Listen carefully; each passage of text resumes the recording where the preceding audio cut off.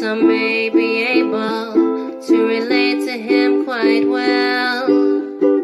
We're all just people looking for a place to go. Well, Sty has made one, and it is quite a show. Come meet Sty. He's quite the guy. If you're feeling lonely, come and make a friend. If you need a story, on Sty you can depend. His voice is soothing like a lullaby. Sometimes he brings a tear to my eye. Sit around the campfire and hear him tell his tale. Some may be able to relate to him quite well. We're all just people looking for a place to go. Well, Sty has made one, and it is quite a show. Come meet Sty. He's quite the guy.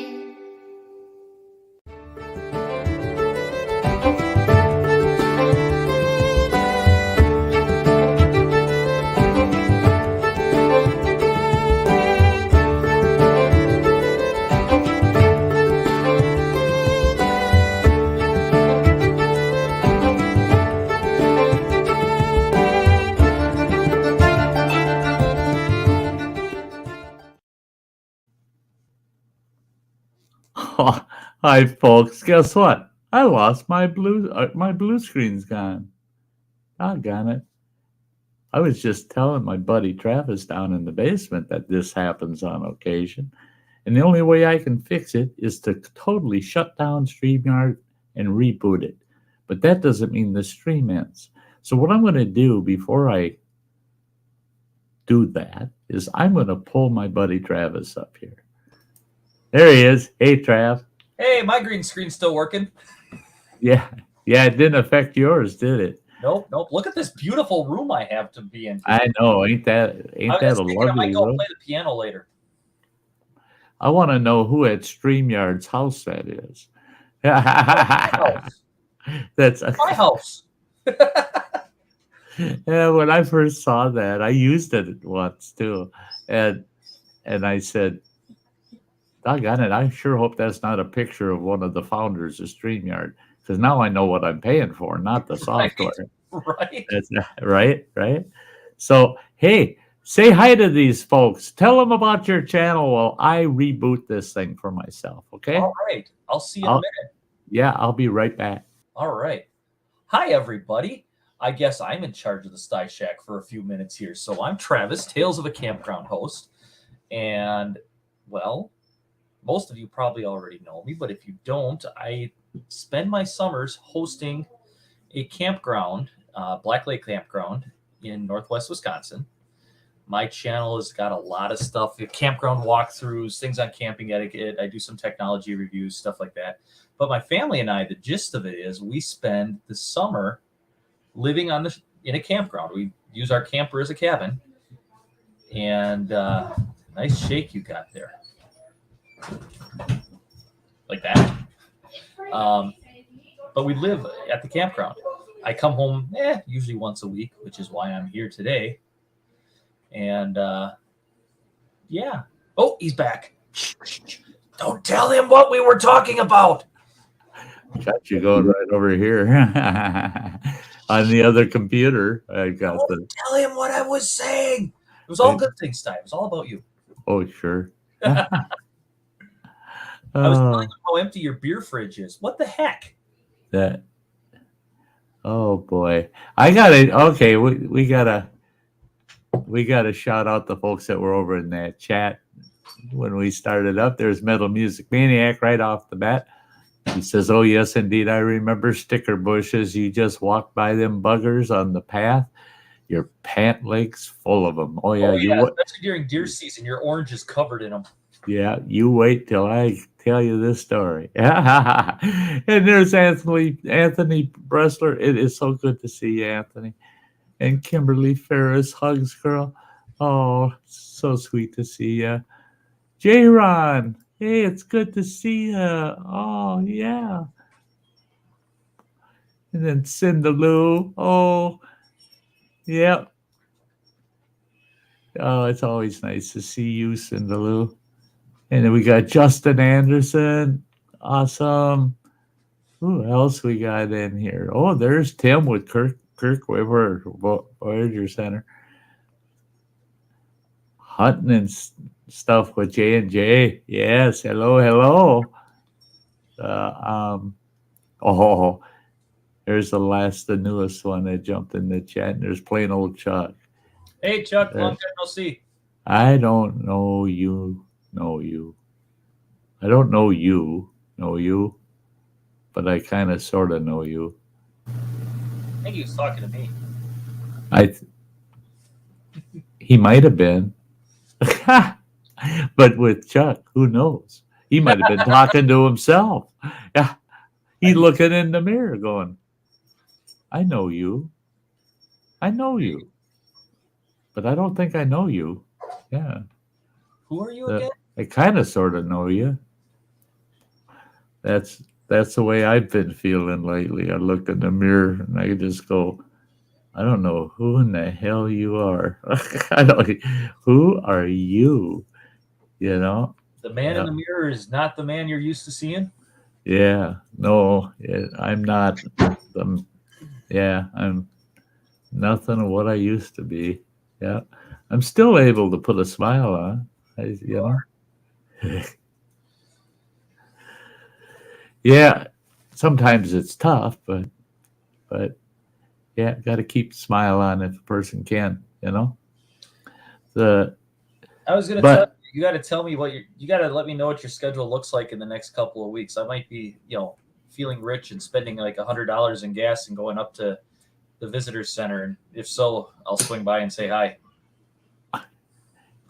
Okay, because I set a few bucks aside to make just like a half day run maybe down there to you, you know. And I thought, well, I'm not going to get his hopes up until I know what things are. Absolutely. Well, what's going to be happening. The girls were just talking about wanting to go to the visitor center again. So I thought, well, maybe, some weekend if the campground is slow, we'll run up to Ashland, maybe shoot up the Bayfield. Yeah. As long as we're there, take a run up the peninsula. There you go. Yep. Doggone it. I can't. Next summer, I get you and the family up here and I'll take you in kind of a very, it's not well known at all way to get in on top of the sea caves. Oh yeah? Yeah. I know how to get in there and you only hike less than an eighth of a mile. Oh, you're talking about not parking at the Myers Beach landing. Nowhere's near it. And following the trail. Where I park, I'm an eighth. Where I park, I'm an eighth of a mile, and you're right on top of the cliffs, looking down at the sea caves. Nice. And you can feel them buggers underneath those cliffs. So if the waves are good, you can feel them rumbling down there from the waves crashing. In fact, there's a science station located there, and they've got the seismic. They're measuring all the seismic activity, and it's sent via satellite, and so you get out there and they got this big solar unit with their seismic meters on it and crap, and you get in there. That's the only spot you can actually see it from land. Otherwise, you got to be out on the lake. Is where a whole big face of that cliff had broken away and fallen off maybe about 6 years ago. And it peed me off because it fell off during a 2-day period between 2 visits I made out there. Oh, you missed it. Missed it sometime in that 48-hour window. But their seismic reader, I was talking to one of their scientists who are out there, and he's pulling data off that machine because there's some that it uploads and then some that they have to they got to go and download it off of the machine. But he said, yeah, he says, we'll actually be able to narrow it down to a time that the event happened. And they said that they figured about 10 to 16 metric tons of rock came off the face. And he said the wave off of that, they're certain that it carried way out to the center of the lake. Okay. That it probably got about 15 miles that wave was actually pushing against the normal wave action. Right. Wow. But man, could you imagine being there and see that? Awesome. Oh, to see a rock slide like that. And it didn't happen after a rain. It was actually a fairly dry period. Okay. And that's the problem with some of those areas is they go when they want, Right. But hey, look who else is out here. We got everything spicy. There's Phil. There's my man. It's Phil. My man. I haven't seen Phil forever. He does exist. He's still there. And Kathy Gahan, it is so good to see you, girl. It is so good to see you. Yeah. You folks are all, you're helping Sty get through the week, It's Sunday, but I got a long week ahead of me, so I need a good dose of you folks, to get me through the week. What's gas up by you now? The last I saw, I didn't look today, but yesterday it was 489. We were at 499 for one day, and we backed off to 495. Yeah, I don't know what it is today. I would bet it's 495 because it seems that us and Park Falls are just like we're competing within 1 or 2 pennies from each other, and I don't get it. They can't get gas to any town north of Park Falls without going through Park Falls, but yet you can find towns north of Park Falls with cheaper gas. Glidden, yeah. And then the same way here. Iron River's cheaper than Ashland. And for God's sakes, Ironwood, Michigan was cheaper than Ashland. Now, that ain't right. Ironwood has always been more expensive than because it's on the Michigan side. Well, Marengo, last time I went through there, Marengo was cheaper. It's like Marengo, you blink and you miss it. How can that be cheaper? That doesn't make sense. Right. And Iron River, for God's sakes. That's another you blink, you miss it. That's in the summer. It's got a population of about maybe 4,000 people in its jurisdiction. Right. In the winter, it's got a population of about 900. I was going to say. It's, Ooh, Arizona, 569. 569. Walking. That's and that's the thing is the last time I filled my truck, it was about 20 cents cheaper than now, and it was over $100. I figured. Right. I think I filled my truck. When did I fill it? I filled it last weekend, and it was 120 from a quarter tank. Yeah, I was down to it, just below an eighth, actually. Well, when it says, you only have 42 miles to empty. Oh, the hey idiot light comes on. Yeah. He does not stand for enough. Good evening, Running Water. It's good to see you, my boy. He tried so hard, folks, to get up on the panel tonight.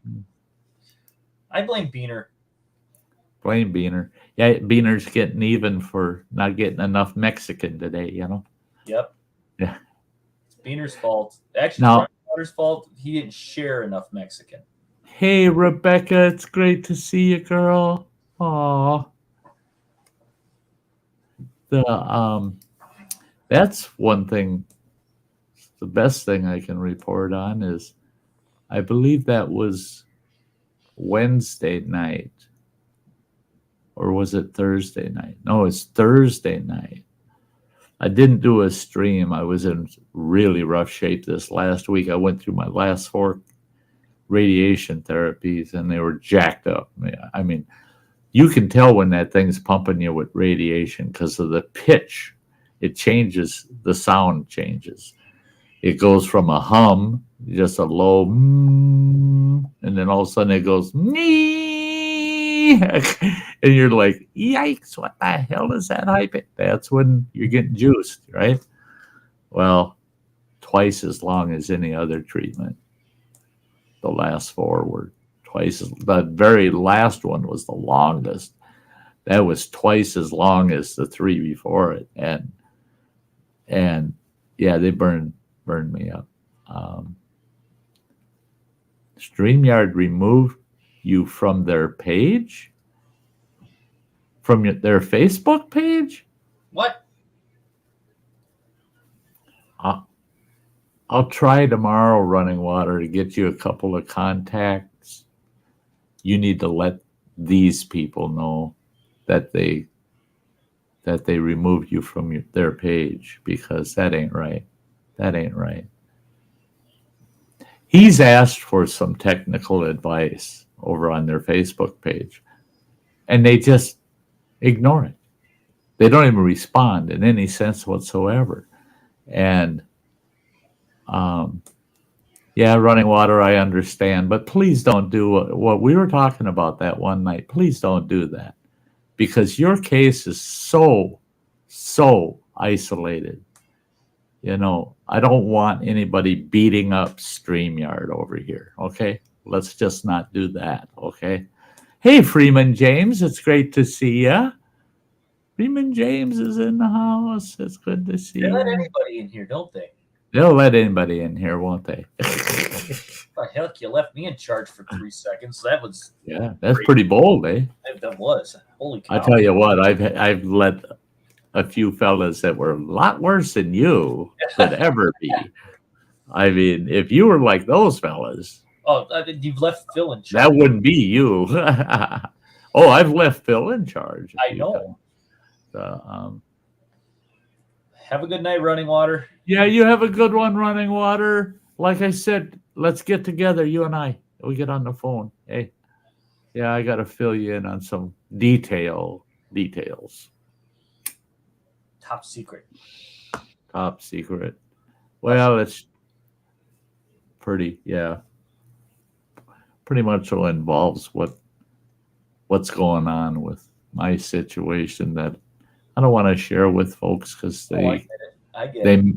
Without the real detail, they wouldn't understand. You know, I don't want people to misunderstand what's going on. Right.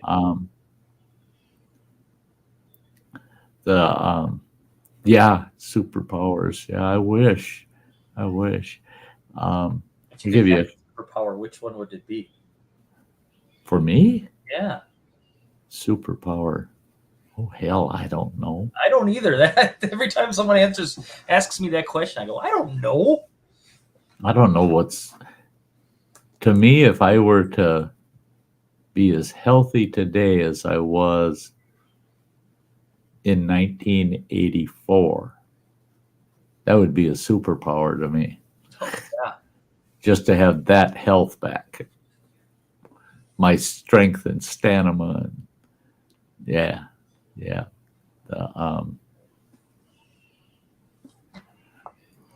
Kathy, this will be the 3rd time I'll be sending out to you, but I got it over here in a stack. I got a big stack of viewer stuff I want to get out, but I kid you not, like last week, every single day I went for my treatments. My treatments started very early in the mornings. Nothing's open when I go to my cancer center, other than the dang cancer center. And I'd get done with my treatment. Literally, it's only 6 minutes from their parking lot to the front of my house. And that 6 minutes was 6 minutes from hell. So I got home, and I was isolated all week. Yeah, I was. Yeah, That- I'll take care of it, girl. I'll take care of it. It's just please be patient, guys. Yeah. I'll give you a quick update. Okay, I had my last radiation therapy done on Thursday last week. That's why no stream Thursday night. I was in a lot of pain when I left there, but they put me on fentanyl. They put me on morphine to try to kill that pain. Well, it sure worked good last Thursday. I ate a full order of egg foo young from our local Chinese restaurant. And that order is made for like 3 people. There's 3 big egg foo young in there, about that big around, about that thick. It's smothered in gravy. I had the egg foo young and rice, and I ate the whole thing, the whole damn thing. We figured out the calories on it. 3,200 calories. Nice. I ate 3,200 calories in a single stinking meal. And then after I ate that, I ate a 500 calorie little cheesecake cupcake that are made by a specialty bakery down by Eau Claire, Chippewa Falls, actually. And oh, that cheesecake was to die for. And I managed to eat that. So I got close. I was 3,700 calories for a day. Well, Friday, I thought, yeah, I'll have another day like that. And I took my doses of opiates. And then I took the deadener for my throat. And I got 900 calories in me.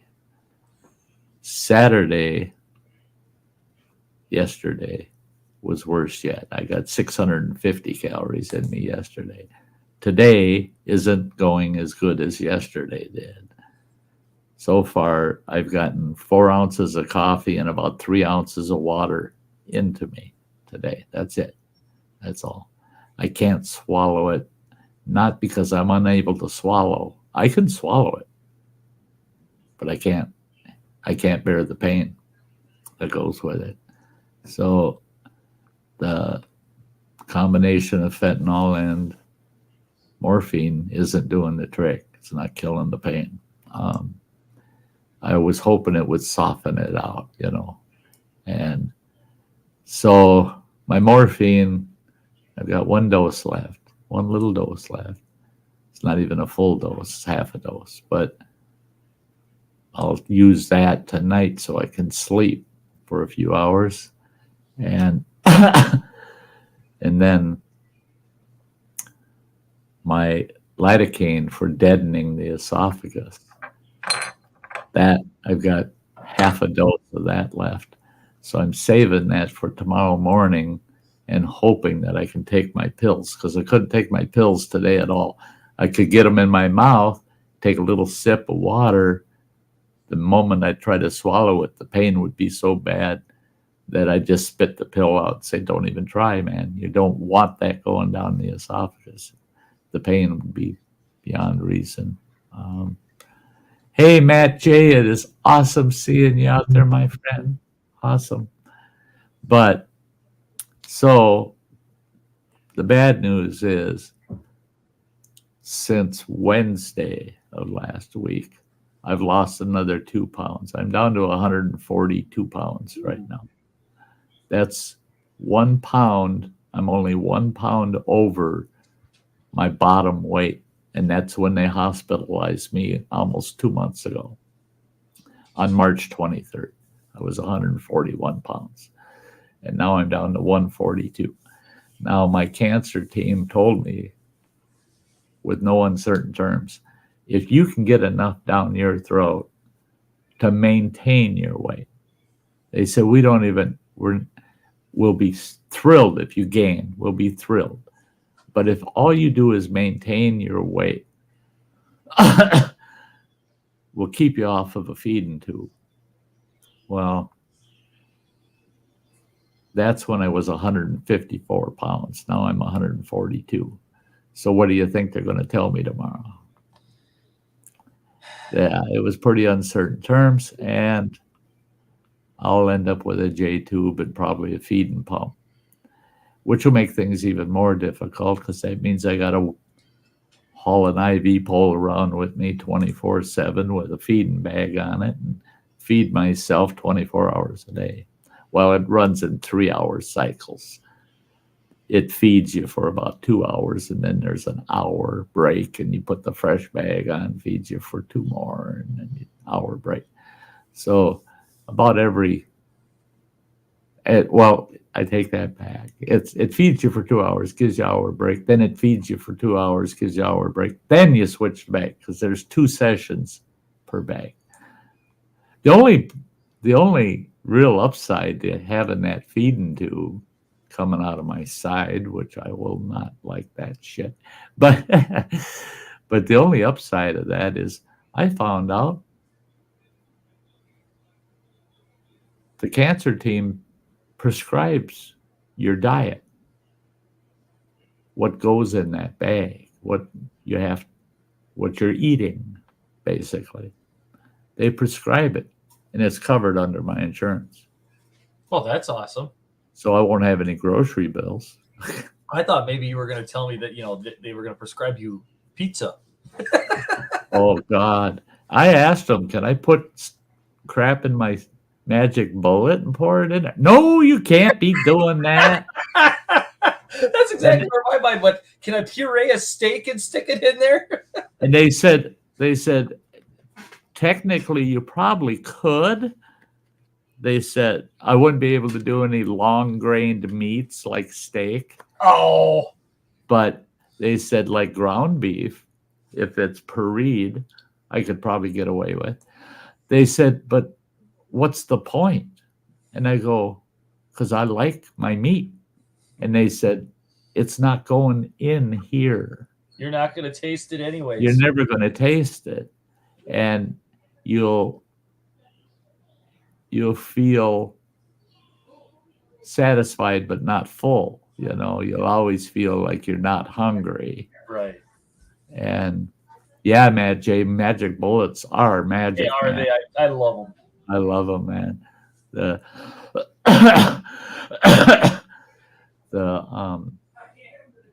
Yeah, Kathy,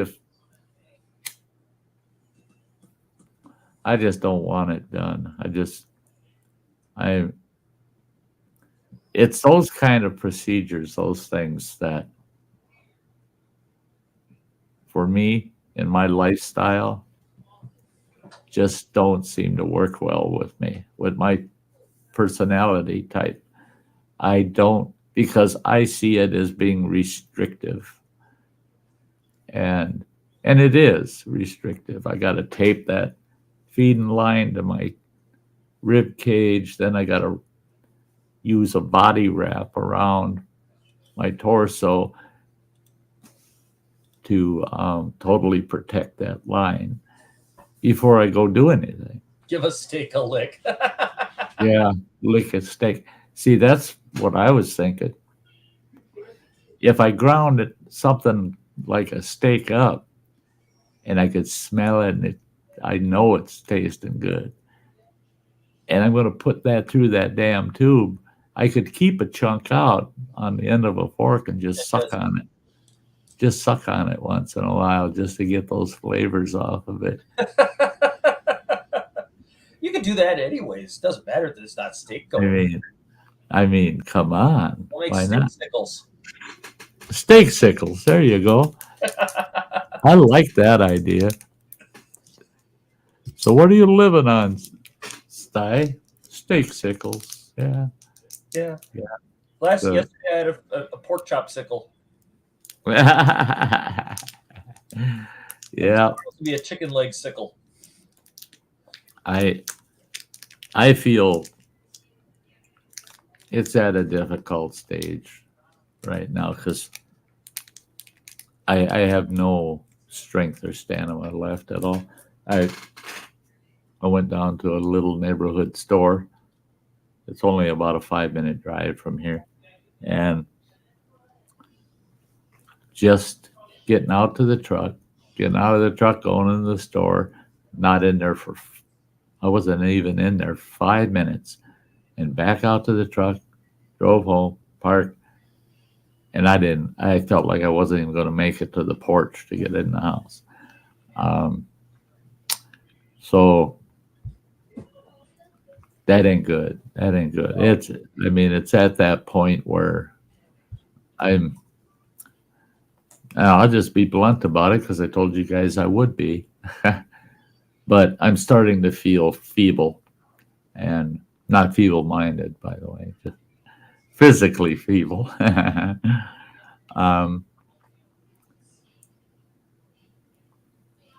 Yeah, see, that's what's going to kill me is the smell of food, because I've had an appetite for the last month, where I actually crave different foods. My oldest daughter spent 3 days with me last week, and I was thrilled, man. She brings, which is foolish, she brings 6 of those cheesecake cupcakes with her. Mm-hmm. Well, they're smothered in like a whipped cream. It's a real firm whipped cream. And then they're topped with a bunch of fruit. Well, she brought 3 strawberries, 3 cupcakes, and 3 lemon raspberry cheesecakes. That sounds really good. Oh, that lemon raspberry. I'm not a big fan on lemon usually when it comes to light sweet things. But boy, that lemon cheesecake was to die for. Oh my God. And I've got one left in the fridge in there. And it was a bitch to get down to that one because she ate one, I ate one during her whole visit for 3 days. And she left the other 4. She left the other 4 here. Well, she's got a house full of kids. She didn't dare take just 4 home, That's true. But I couldn't eat it. I just couldn't eat all of them. There's one sitting in there. I don't know if I'll ever get it down. I've got food in my fridge. I'm going to have to find somebody I can give it to, or it's going out in the trash. If they put me on feeding tube, I got a bunch of food that's going to go to waste. Yeah, Justin, I'd love to smell that. The ribs on the barbecue. Well, hey, let's get this Sty story over with quick so I can chat with Travis for just a few minutes before he has to jump. Okay, let's do that. I will do, what will I do? There it is. Okay, guys, the Sty story for tonight.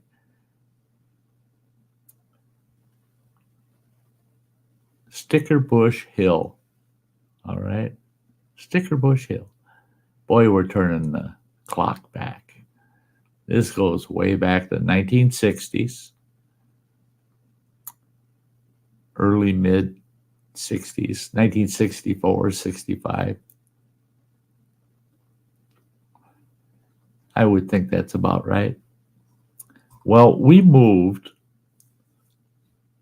from this big, beautiful 2-story Victorian home we lived in. Beautiful place, huge property. Oh, God, it was beautiful.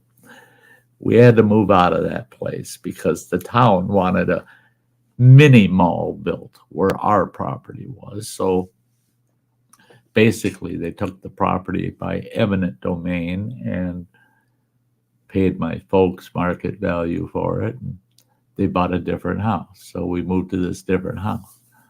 And, well, this different house was different, all right. It wasn't even half the size of the house we left. Very small place for a family of 6. No garage, Nice piece of property, 2.5 acres. About 1.5 acres of it was all wooded. It's in the middle of town, but it's a nice wooded lot, you know. It's just a regular forest at the back of the lot, you know. Big piece of property, and it had a big rolling hill there. And it had 2 cottages, the main house and the 2 cottages. And those were housekeeping cottages, you know, with kitchens and the like, you know. The one was one big room and then a bathroom. The other place had the kitchen, dining area, is one room, and then it had a little bathroom, had a little living room, and a small bedroom. It was just a 1-bedroom cottage. They were awesome cottages. Well, right next door to us was a fairly new house. Now, these were brand new to the market at the time. It was a split entry house. Didn't see a lot of those in the mid-'60s. That's when they first started showing up. Well, our neighbors had that place built, and they got this beautiful split entry home. And to everybody, that was pretty awesome. You walk in the main doors, and you got staircase going up and a staircase going down, because those split entries were to be treated like a 2-story house with no basement. The basements were part of the living area. Beautiful house, beautiful house. And their piece of property was almost as big as ours. It was only about a half acre less. But within less than 50 feet out the back of their house, it was a steep hill. And I mean, that bugger was steep. When I got older, a teenager, we measured that hill. I had a big surveyor's tape, and I said, hey, let's figure out how long that hill is. So me and a buddy of mine, we got out there with that surveyor's tape and measured that hill. Couldn't believe it. Well, it was 280 feet from the top of that hill to the bottom of the hill, not counting the distance from the bottom to the next property or counting the distance from the top to the house. It was almost 300 feet from the very top to the very bottom. Well, when we moved into the house, it was late winter, right? And what would I have been? Oh, my Lord. About 8 years old at the time, I think. What's an 8-year-old kid want to do in the winter? Let's go sledding, man. Let's go sledding. Well, our yard, it had a hill on it, but there were trees here and there throughout it. It's kind of risky sliding on that bugger. You hit a tree for sure. Well, their hill didn't have any trees on it. It was just a big hill with a bunch of brush. As an 8-year-old kid, all I saw was a bunch of brush. No big deal, right? All right. Do you folks know what burdock is? Yeah, burdock. Oh, and they grow tall. I mean, I've seen burdock over 6 feet tall and 5 feet around. And they got those big round burrs on them, right? Big old sticker bush. That's all they are. Giant sticker bush. That's what that whole hillside was. And you couldn't see through it. It was so thick with it. Even in the winter, you could see the snow and that, but all you saw was that brown of all the dead burdock from the year before. I wasn't thinking as a kid. To me, it just looked like brush, you know. Little brush. Well, I had a toboggan, old-fashioned wooden toboggan. I jumped on that bugger and I decided I'm going down that dang hill over at the neighbors. I went over to the neighbors, launched off that hill with my toboggan. I ended up walking all the way to the edge of their property until it hit ours. And then I walked up all the way through our property, pulling that sled to get to the house. I was wearing a stocking cap, mittens. I was wearing a wool coat, wool pants. And when I got to the house, I looked like I gained about 200 pounds. I was twice as big around, covered in those burdock burrs, just covered in. You couldn't pull them buggers out. That coat, my mother, I swear, my mother had to have gone through 10 miles of tape, of wide masking tape, to try to get the burrs out of that coat. It was so bad that she said she can't save it. There's no way. I can't get the burrs out of it. And so I got a new coat out of the deal. I was also told I was never allowed to go down that hill ever again. My stocking cap was ruined. I was so full of burrs. It was a knitted kind of cotton. We used to call them sailor caps, That was ruined. My mittens were shot. They were full of them burrs. We got the burrs out of them, but all winter I was getting poked with them things all winter because you couldn't get them all out.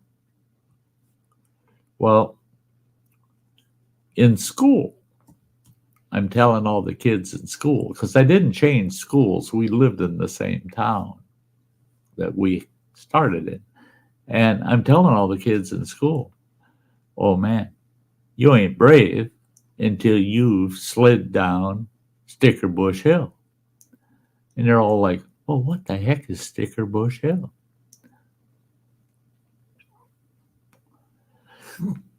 Well, that became one of those I doubled areas. I was daring every kid in that school. You come over to my place, I'll take you over there and you can slide down Sticker Bush Hill. You slide down Sticker Bush Hill and yep, you're the man. I couldn't believe how much trouble I got into by convincing other kids to slide down that hill. It ain't my fault if your kid is stupid. I was stupid. I slid down that hill.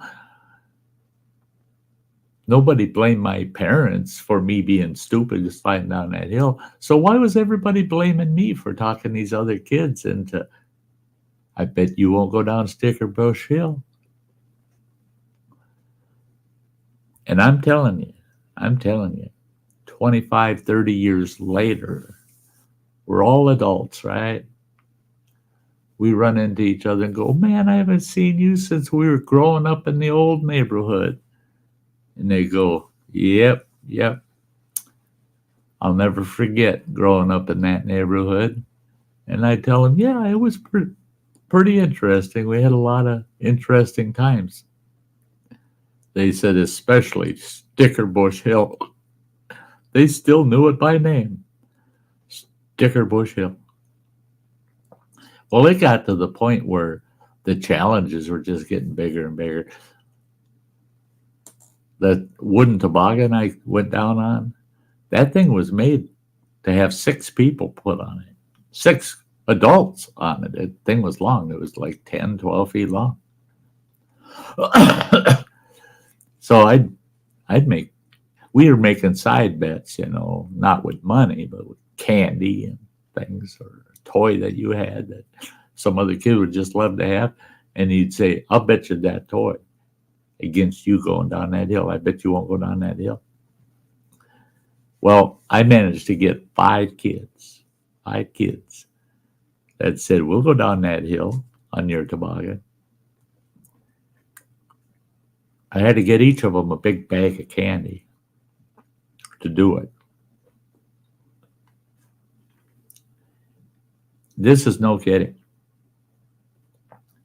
Every single one of them kids, their clothes were ruined. Totally ruined. They slid down that thing and they come climbing back up that hill through them sticker bushes. See, they didn't have the smarts to go around through our yard enough because we didn't have no sticker bushes. No, they come right back up through the sticker bushes. They're covered in them.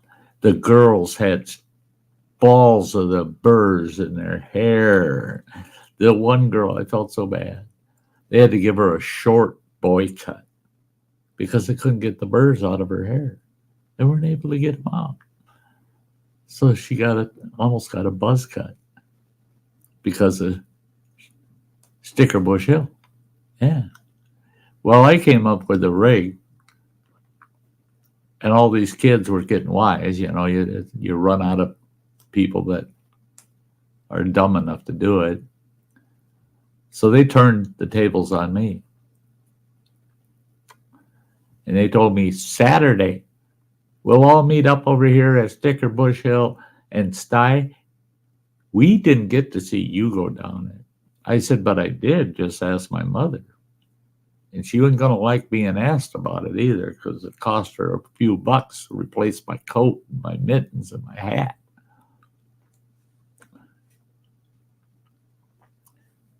They said, no, you got to go down that hill. You got to go down that hill. Well, I come up with the bribe. You got to give me this, this, and this, and I'll go down that hill. I said, I get to use whatever sled I want. But I'll go down that dang hill. I'll go down it. I said, I went down on that toboggan. I don't want to go down on that big toboggan again. I said, I'll go down it in a different sled. And they said, we don't care what you use for a sled. We just want to see you make it down Sticker Bush Hill and back up. Well, guess what I did? Mom had just gotten a new refrigerator. Great big old cardboard box that refrigerator came in. I lashed that box on top of the old rail sleds. You know, they got the two steel rails. And it was a big one. It was about 5 feet long, 6 feet long. And I managed to lash that box to that and left the back of it open because that's where the bottom of the box was. Because they cut the box on the bottom, lift the box off the refrigerator. Worked perfect. Got it lashed on there. Had it sitting out there. All the kids show up that Saturday afternoon to watch Sty go down Sticker Bush Hill. I'm just a smart aleck about it, right? You betcha I'm going down Sticker Bush Hill. They saw my sled and they go, that's not fair. That's not fair. You're supposed to get all stickered up and this and that. I said, there's no guarantees. Look, there's a couple holes in the box. I had cut a couple of windows on the sides. And I said, there's holes in the box. And plus I got to come back up, right?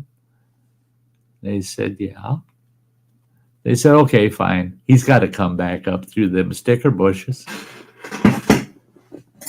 I got my sled lined up. I jumped in the back of that box, face first into it, and off I went, off a Sticker Bush Hill. And I'm hitting some of these burdocks that are just huge, and they're exploding, and those burrs are flying. I can hear them bouncing all off of that box. Boom, boom, boom, boom, boom, boom, boom, boom, boom, boom, boom, down through all of them burrs. I didn't think about it. Their neighbor at the end of their property, at the bottom of that hill, they had this big split rail wooden fence all around that end of their property. And it's heavy oak that this fence is made out of. It ain't going to budge. Well, with that box and me on that sled, and as icy as that hill had gotten, I was flying, man. I was flying, mowing down those burdocks like you wouldn't believe, just cutting a big path through them. I felt the bottom of the hill. Oh, I'm at the bottom. Well, I'm all the way inside that box. You know, I'm just an 8-year-old kid. I'm not tall enough to have my feet hanging out. And I thought it'll come to a stop, but it didn't seem to be slowing down. Next thing I know, my whole world changed. I hit that oak split rail fence. Big bruise across my forehead, just above my eyebrows, because me and the box hit that one split rail right in the forehead. Whoa, just about broke my damn neck. That bruise stayed there for about 2 weeks, too. It was a bad one.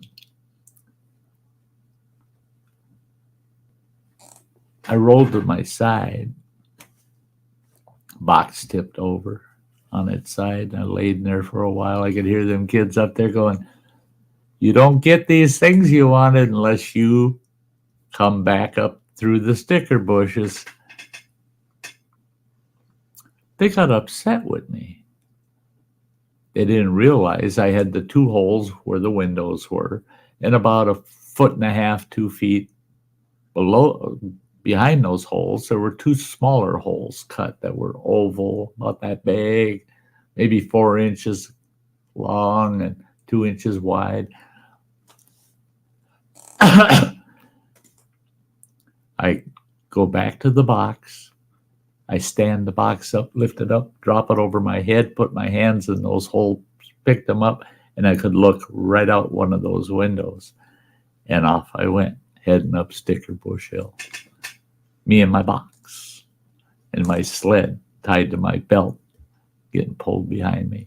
I got all the way to the top of that hill. And you know what them little monsters did? They said, "You did it. You know, we can't argue with it. You did it. Here's your things." And they ganged up on me. They jumped on me. And they pushed my butt down off of that hill. I ended up rolling all the way down that hill. I had to go back to my mother for the second time in the same year, all covered with sticker bushes. Stickers everywhere. In my hair, it was, everywhere. Well, my mother, she taught me that I would not do that again. Yeah. Well, I knew I couldn't do it again for at least a week, especially if it was a sled I had to sit on. I might have been able to lay on it, but sitting on it would have hurt too much. She saw to that. But I'll tell you what, that was one of the funnest sliding hills I've ever done in all my life. And I've been on a lot of good sliding hills, but that was one of the funnest and most exciting ones. Just to see the expressions on a person's face when they realize how stickered up they're going to end up being. And I was smart. I didn't invite a big crowd to watch. I didn't invite individuals. Come on over. I bet you I won't do Sticker Bush Hill. I didn't want the word out. I think I probably had about 14 to 16 victims. So me getting a little tail whooping at the end and learning that I'm not to go down that hill no more, it was worth it. It was worth it. It was absolutely worth it. Would I do it again? At this stage of the game, I think this old fool would. But I tell you what, I'd be I'd have my beard all wrapped up, covered up, with a big old COVID mask over it to go down that bugger, because I wouldn't want them burdock burrs in my beard. Oh, hell no, hell no. And I thought, well, I'll never have to deal with burdock ever again. I moved here to Running Waters. They took down 5 big ash trees back here, and that hasn't been cleaned up for a couple of years. What's grown up amongst all the brush and the wood? Burdock. You walk past the back door and you ended up with burdock on your coat, on your pants. You come in the house and there 2 or 3 would fall off that you didn't see, and you're walking through in your socks and you get a burdock burr in your socks. And so I think the burdocks are back. They're out to get old Sty is what they're doing. Yeah. So there you go. That's the story of Stickerbush Hill. And for years in that school, all the younger grades, I'd hear rumors of where's this Stickerbush Hill? I could do it. I could do it. And I'd always intervene and say, I'll tell you where to find it. But you can't slide down it without me being there. Well, the neighbor, after about 4 years of kids, parents getting a hold of them saying, my kid did it for the third time, went down your damn hill and got all covered with them burdocks. Well, these people had 3 of their own kids, but their kids wouldn't go down the damn thing. No way. They knew better. Well, they went out there one spring and they burnt that whole hillside. And then they went in there with a couple of these big tired tractors and they tilled that whole hillside and then sodded the whole thing with nice grass.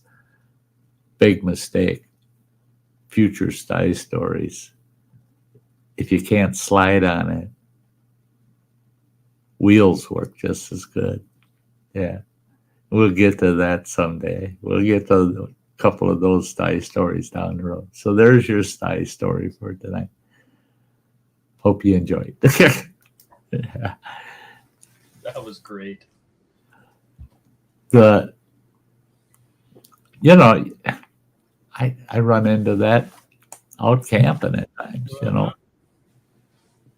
I'll be hiking a trail and it'll come out near a roadway or someplace, and sure as hell there'll be a spot that you walk through and you get into camp and you go, where did I pick those Where did up? those come from? No! Hey, Off the Hook, it's great to see you out there. I see that Phil's still hanging out out there. Why isn't he in here? I don't know. What the Phil, heck, I do send the link to our group chat in Facebook. But yeah, it's At least this week I'm not replacing a garage door opener. yeah. Isn't that fun? It wasn't horrible, but this new one's got so many stinking sensors on it. Oh yeah? And if they aren't lined up just right. Yeah, ain't gonna function. Yeah. Well, and then it also had automatic limit setting and stuff. So you had to manually run it up and down. You couldn't just, like my old garage door opener, there was a set screw that you could, just turn something to set how high up and down. Nope, this one you had to put it into a mode and then hold the up button on the side of the motor and run the motor as far as you wanted it to go and then go the other way. It's just and the manual was clear as mud. Hey, you wait, Travis. You wait. You see my review video on that earthquake log splitter I got. Yeah. You're going to go, oh shit, we need one of them in camp. That you got a good Jenny. I mean, yeah. Actually, tell you what Chris bought me? No. He bought 2 Predators. Did he? Yep. Oh, it had no hours on it when I got it. He was so certain that if he was going to be able to buy new Jennies this year, they would have to be Predators after what you and I have had to say about them. He said, oh, I love mine. He said, I can't. He said, I don't care what GSA says. He said actually getting it through GSA wasn't that hard. Right. Which doesn't surprise me. No, he said all you had to do is say the fuel consumption is equivalent, the sound is equivalent, the maintenance requirements are equivalent, and it's less than half the cost of what I can get it on GSA. And they went, oh. Go for it. Yeah, he said it wasn't hard. But he bought 2. That way he's got a backup. Yeah. Oh, shit. Yeah, I mean, and he won't need that backup for quite a while. As long as the people has one of the Hondas. As long as the people he assigns them to are responsible, he's not going to have to I mean, he's in good shape for a couple of campgrounds for quite a long time. Right. Yeah. I keep asking him when he's going to bring me some oil so I can do an oil change on that thing. It's got 70 hours on it. There you go. I didn't get to do the break-in oil change because I'm like, Chris, I need oil. Yeah. That the other day I was. I'm going to bring a jug of 1030 with me to when I go back out tomorrow. There you go. Yeah, the other day I was out there and I was in the adventure trailer looking for my hummingbird feeders, and I'm looking at the Predator and I'm going, do I have enough energy? I got to drop the tailgate, wheel it out of the trailer, Just fire it up and let it run. And just throw some fresh gas in her because she's bone dry right now. Right. But throw some fresh gas in her. I ran, what did I put in there? Maybe a pint of gas to fire it up, about a month and a half or so ago. And after I did spring oil change, everything, serviced it, and I thought, well, I got to fire it up, but I don't want to put a lot of gas in it. I don't know when I'm going to get to use it. So I took a quart jar and less than half of the quart I dumped in there of gas, and I fired it up, and I thought, and it fired right off. I mean, I didn't even have to charge the damn battery, and the battery was totally topped off by the time it ran out of that little bit of gas. But I fired it up, and I'm sitting in the backyard in our hammock now. We got a hammock back there, sitting in the hammock going, it's going to die any minute. Half hour later, yeah, it's going to die any minute. Another half hour, and it's like, Jesus Christ, I only put that much gas in a quart jar in there. It ran for an hour and 52 minutes. I believe it. On half a quart. With no load on it, that doesn't surprise me at all. Yeah, and I didn't have it on economy either. Right. Didn't want it on economy. I just I'm bringing mine out to camp just in case with the high of 94 on Tuesday. Yeah. Just in case. Mm-hmm. Yeah. I'm sure the new one will be fine, but there's going to be some air conditioning being used on Tuesday. There you go. Hey, Bradley. Yeah, get in here where it's nice and cool. I was looking for us. It's only supposed to hit 80. I was actually looking just before I came up to start visiting with you and winter is looking for 94 with a heat index of 98. That is insane, man. Yeah, no. I'm going to get up, do my chores. Actually went Tuesday. Yeah. Oh, no. Tuesday is supposed to hit 86 now is what they're saying. And then Wednesday it's supposed to cool off to 75 and then back up to 80 on Thursday.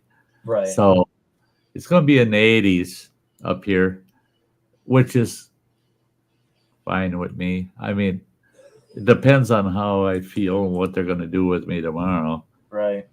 This week I'll get our air conditioner installed. I'll be in town probably until 2 or 3. So if you know something before then, let me know.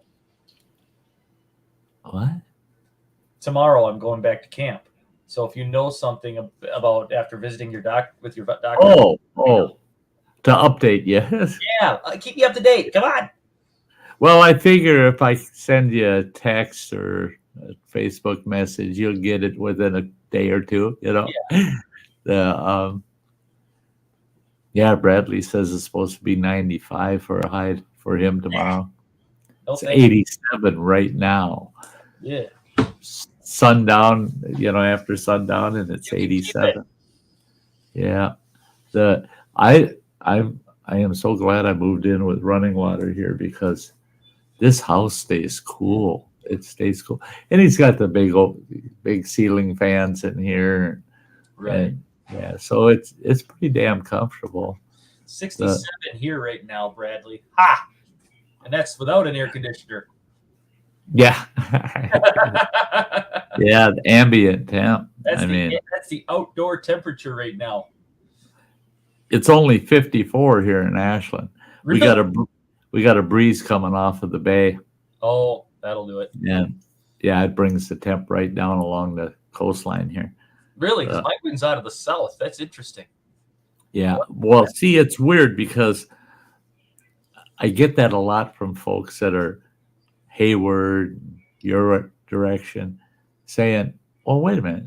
No, the winds are coming right out of the south, or they're saying out of the southwest. And I say, no, we got a nice stiff breeze coming off the lake. Oh, yeah, I can see it. I'm looking from at the northeast. And what happens is that air gets up towards the lake, and the temperature difference in that lake pushes the air back inland. Yep. And we get that weird northern breeze in the summer. I can see it. I'm looking. I've used a website called windy.com that actually shows you the wind pattern. Yep, Yeah. I could see it. I mean, I could see where Winter, Glidden, Phillips, it's all due south, and it's hitting a pocket right around Mellon, down into Cable, up to Brule and Ironwood. Yeah. Where those two air masses are converging. Yep. Yeah. And yeah, Mellon is 70, and you get like Saxton is 68, Sanborn is 57, White Lake's 57. Yeah. Yeah, I can see where those two air masses are meeting, and yeah, that's what's weird here.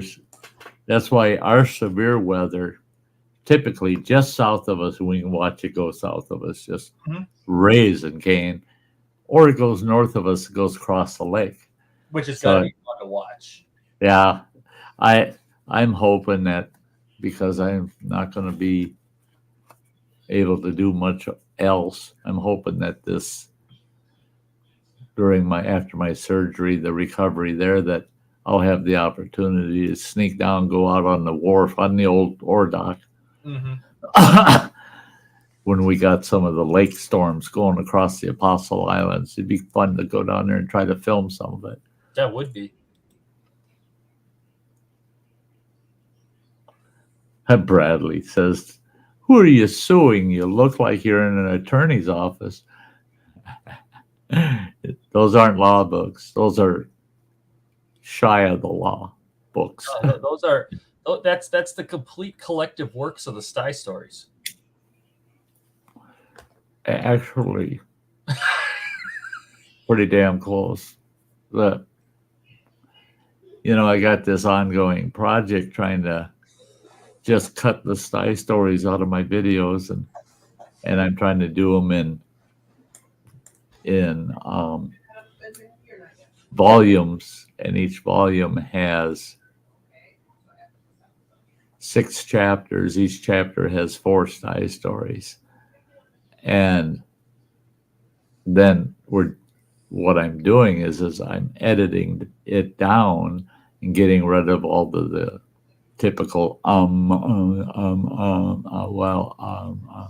getting rid of all that crap, because when you go to transcribe, you don't need all that mud in there, No, you don't. So I edit that out of the video, which is easy to do in Filmora. I can go through, find them, cut them, boom, boom, boom, boom, boom. Then we're taking the audio tracks off of all of them, and we're going from voice to text to transcribe it. That you have to do from there. Yeah, so it makes the voice to text a lot cleaner, which then reduces a lot of manual edit time, Right. Having to proofread it all so much. Thanks, Bradley. I don't know what to expect tomorrow. The doctor I meet tomorrow, he's kind of like the lead doc in the whole thing. He was my chemotherapy doctor, and he's kind of like running shotgun on the whole thing. And he's kind of commanding. I mean, he gets the other doctor's attention when he wants it. And I just got feeling he's a real strong. He totally supports me not getting on a feeding tube unless I start losing weight. well, since I've seen him, he's going to see a significant weight loss. I know he's going to turn that right around. So you're getting a feeding tube. And when I say, yeah, no, yeah, I want you to give me another couple of weeks, let's see where it goes. He's going to say, there's no time for it. We got to get weight back on you. And if I still don't cooperate, I did hear that, Bradley. it'll only take a couple phone calls and he'll have the whole cancer team in there to chew me out. Stomach Yeah. cancer, actually. Yeah. Well, Sty, I got to hop out of here. Totally understood. Totally understood. Stay in touch. Yeah, you stay in touch too. And I'll If you're tell you up, what, I may be live from camps Wednesday night, depending on how those storms look. oh, really? Yeah. If Awesome. there's a chance of some good storms Wednesday night, so I may be live from Well, camp. I got your bell rang, and I'll have the system up and running early Wednesday afternoon, and just let it run. Watch for your a notification coming. No promises. If the weather doesn't cooperate or the cell service doesn't cooperate, then I Right. won't. But Right. I I don't want to miss it if it does happen. Well, what I'm hoping is that it goes north, and I could just have one camera view of watching it over the lake, and then another one of like you and I visiting. I really, really at Black Lake, I don't know how many times I've watched storms going across that northwest to the east, across the top of the lake out there. Oh my God. Well, the number of times I've called you when you were at East getting walloped, and I'm sitting here I'm sitting in the sun watching it get just over. I'm like, holy cow, Sty's got to be getting walloped. And the same thing is you'd send me a message saying, boy, this coming your way, man. It's coming your way. And then it would turn and it would go right past you, right there on the edge of the lake. And I'm watching on my phone and I'm going, ha, ha. And I go down to the lake and sit, same situation, nice and calm. And I'm watching all that lightning and them clouds moving to the east. And it's like, yeah, they're getting sucked south of here. Yeah. And it's not me, because you and I are texting back and forth. I'm going, you must be getting walloped. And you're going, no, you got to be getting walloped. Yeah. Yeah. Boy, we had some strange ones last year. Oh, did we ever? Boy, when they called that tornado warning in Clam Lake, that Chris couldn't believe. Lost it. Chris couldn't believe when he found out. He called me on the phone and he said, Sty, he says, I want you to get in the Forest Service truck and I want you to either head to Mellon. If you think you can make it, get to Clam Lake and find somewhere underground. I said, well, I'm already in the Forest Service truck. He says, oh, good. He says, just leave the rest of your gear set. Get up. The hell out of there. It's coming right at you. And I said, well, no, I'm at Day Lake. He goes, what are you doing at Day Lake? I said, warning the campers. Yep. He goes, you got to be kidding me. I said, why do you think I'm using your truck? I mean, why would I use mine? Take that risk. For a truck this year? What's that? Did I tell you what he found for me this year? Yeah, I saw the picture of that truck. That thing a beast. I thought last year's truck was a beast. Mm-hmm. Yeah, that F-250 is a beast. Yeah. Well, it's a long box on top of it. Right. That's what shocked me is that bugger had the long box on it. Yeah. Extended cab long box. That thing is huge. I'm thinking of some of the bathrooms where that F-150 I used last year was sweet. I could pull into every bathroom right up to the damn doors. In the campground. I backed up to one of the stock farm bathrooms today. Did you? I managed to get it in there. Get it up that hill? Alongside it. See, now, that 250,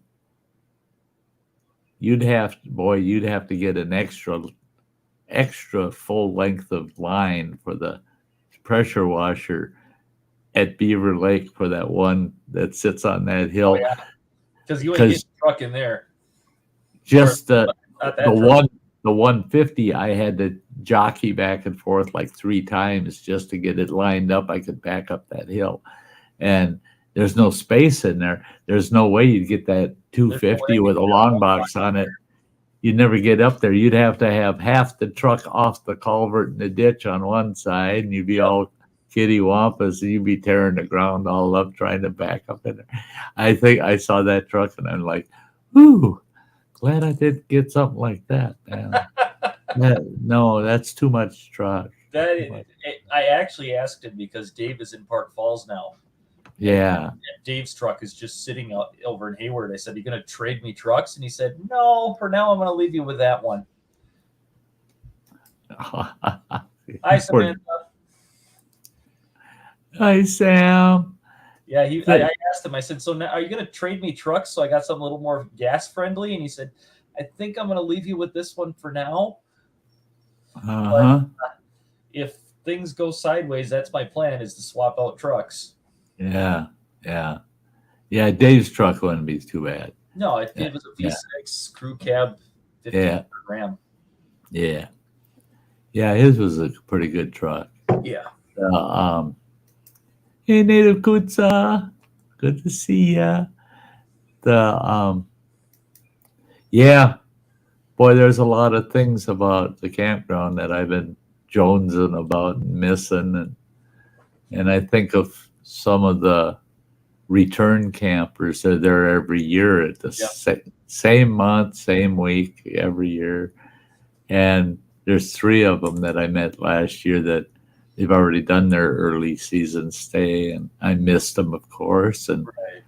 And I'm just hoping that during my surgical recovery that I can travel enough, because I would love to just drive down to East Twin and Beaver and afternoon or something, and just kind of catch some of those folks, people.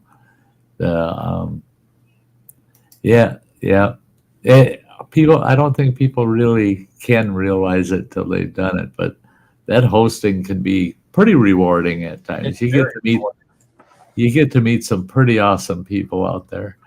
You got the dinkheads out there that you say, "Thank God I only have to know them at camp," that they don't live in my town.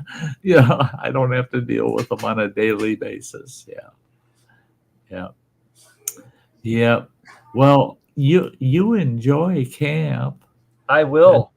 And that works good for you, that with the new job, if you're going to come in once a week. I technically don't even have to be on campus until August 22nd. Oh, wow. The only reason I'm going in once a week is to take stock of what's in my new classroom so I can wrap my head around. Yeah. You want to get acclimated to everything. Yeah, you betcha. Well, and it looks like I have to completely rewrite the curriculum for at least 2 of the classes. Oh, really? Yeah. Which is fun. Yeah. Well, and that's it, too, is, things change. And then when a teacher changes, their approach is what's got to be considered. And you take a look at the past teacher, and if it ain't broke, you don't fix it.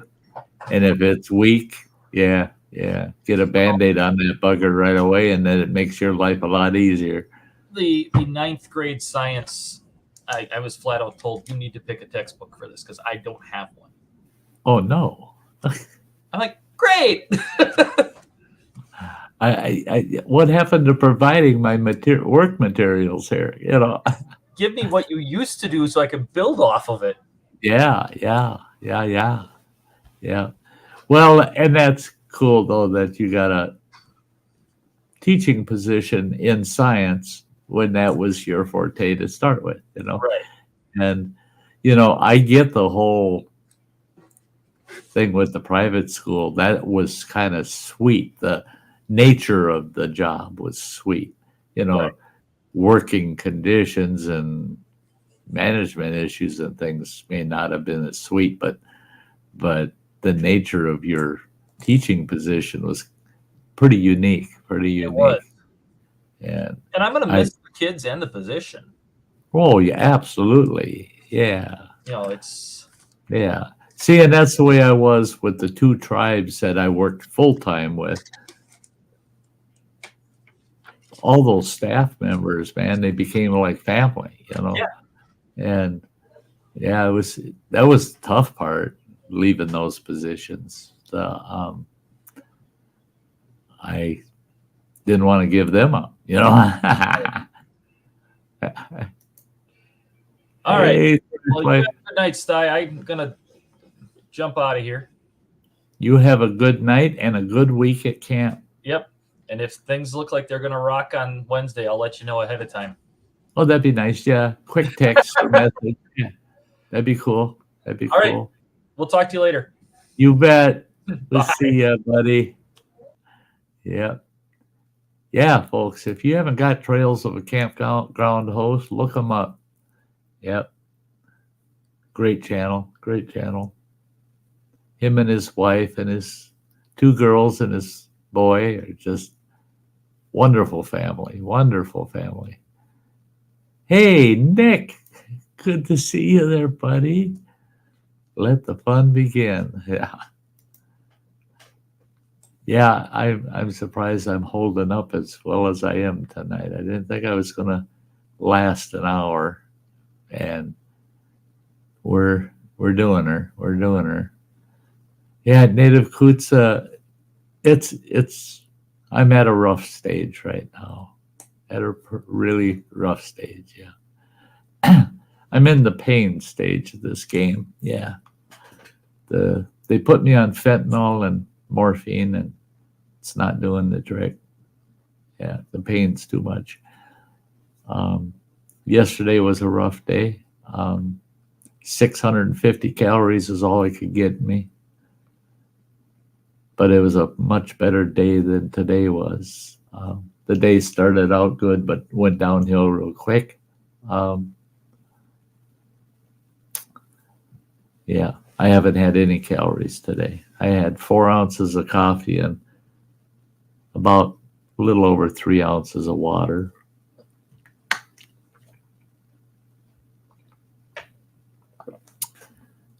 But I see my cancer team tomorrow, and I know what they're going to want to do. So that's got me jonesing a bit. They're going to want to put me on a feeding tube. I went and I lost some more weight. I'm down to 142 pounds now. Native Kutsa could just whoop the shit out of this old boy. She wouldn't have to, though. I think I'd do what she asked. But no need to feel sorry. I lucked out, I made it all the way to the last week of my chemo and radiation without much misery. It was actually pretty comfortable through those first 5 months and a week. It was just the last week that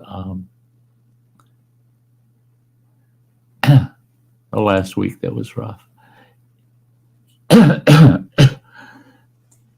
If they can do something for the pain, I'm good. I'm good.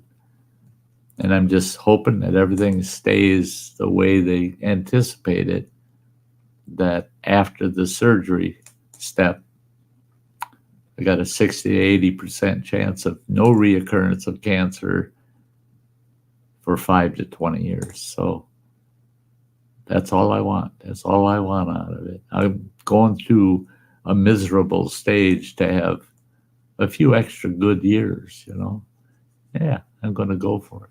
I'm going to go for it.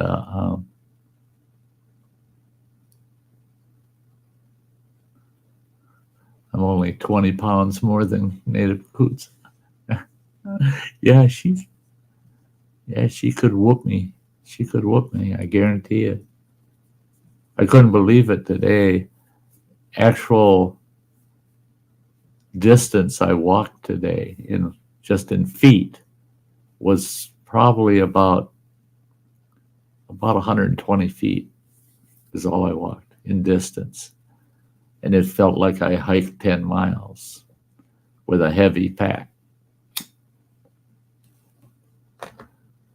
That ain't like me. That ain't like me. Yeah. So, but 142 pounds, I mean, yeah. The 78 pounds lighter than I was a year ago. Yeah. That's like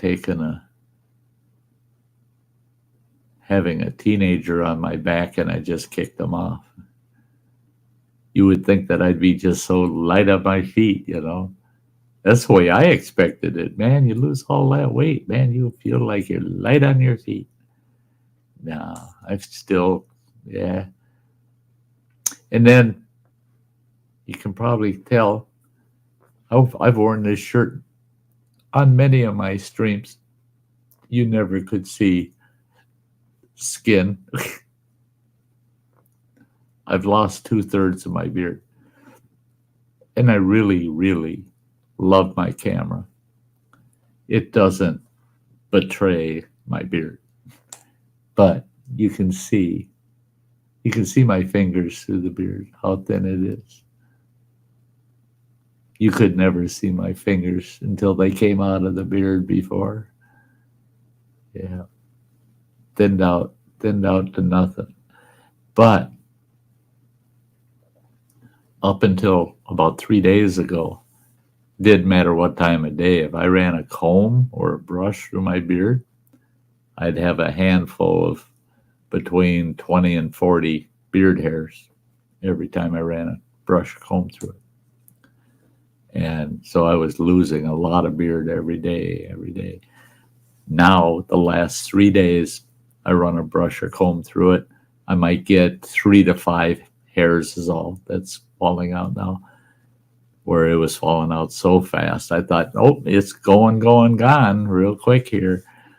I think, and that's what my chemotherapist said, is that he anticipated that by yesterday, I would see it stop falling out, that it would be a significant change. And he was just about dead on. It was the day before that I noticed that it wasn't falling out like that anymore. So, and he said, hang tight. It'll grow back. He said it might grow back thicker than it was. So we'll see. Because Sty ain't cutting it off. No matter how shabby I get, I don't care.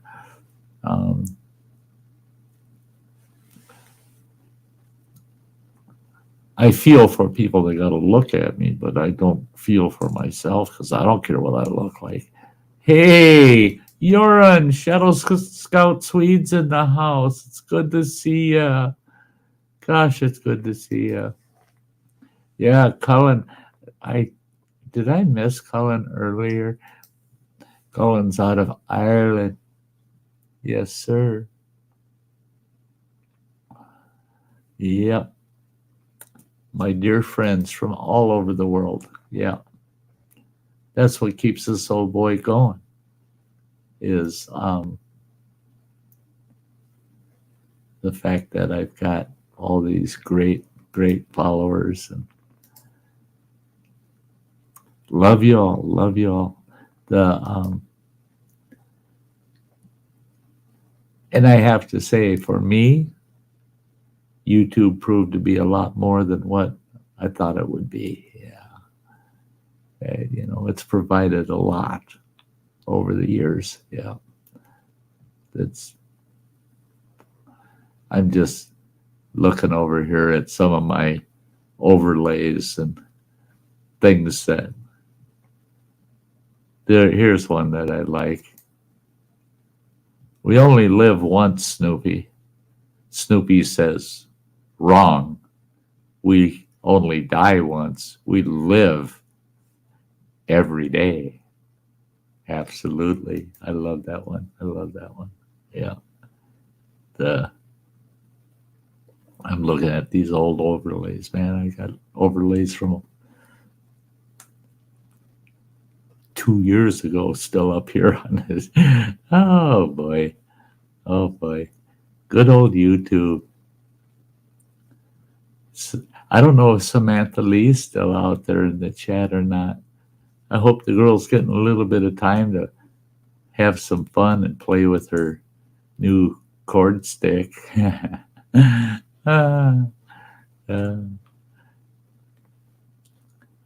Yeah, I was insistent, had to get her a cord stick, man, one way or another. Her playing that uke, I knew she could pick up on that cord stick if she had the time, the chance to have one in her hands. And thanks to E-Waste Mike, he pitched in, helped me get it for her. We finally put it in her hands. Yeah, it was great.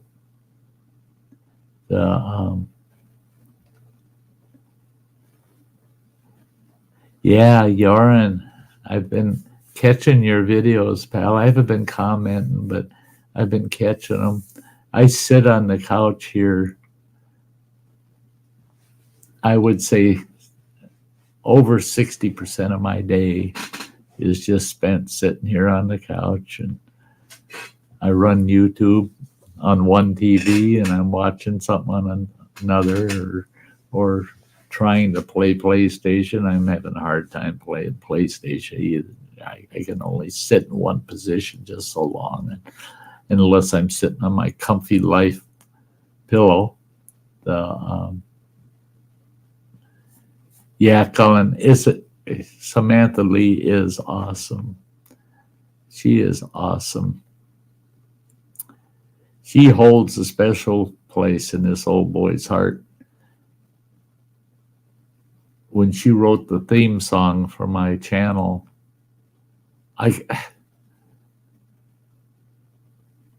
money can't buy that. I mean, money won't buy something like that. It's just beautiful. And she describes the channel and its purpose so well. Yeah. Well, thanks, Gary Irwin. Gary's another person that, if I don't see Gary once in a while, I start to get concerned.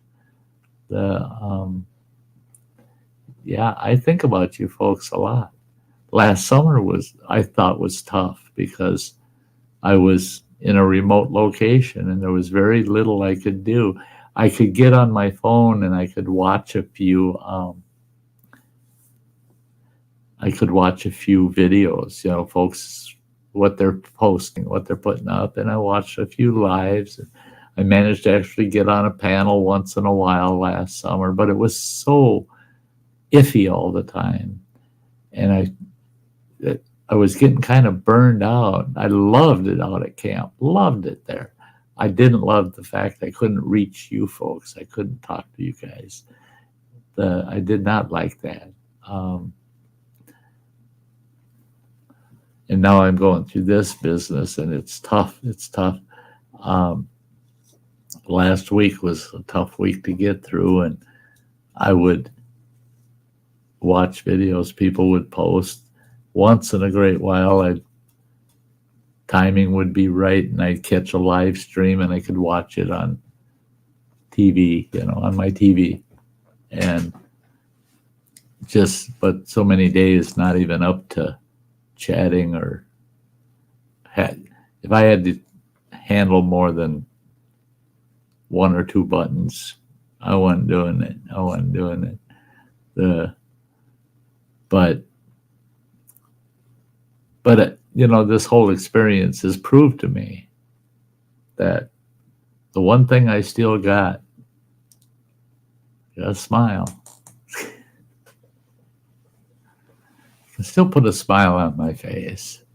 There is nothing better for you than finding a good reason every day to put at least one good smile on your face, And I love hanging out with you folks because that gives me a lot of smiles, man. Makes up for lost smiles earlier in the day, I had fun this morning. I went to grilling and chilling with Mojo's live stream.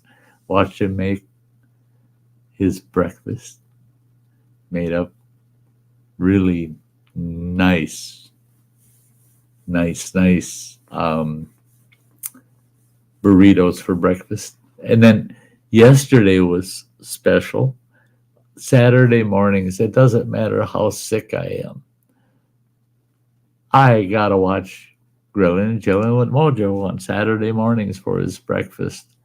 Grilling, you know. To my surprise, I jumped on there and I saw the title, and it was Southwestern Sty Breakfast. He asked me what my favorite breakfast was, and I told him exactly the way I like my breakfast. And I'm trying to find Nick's link here, by the way. That'll only take me a second. There he is.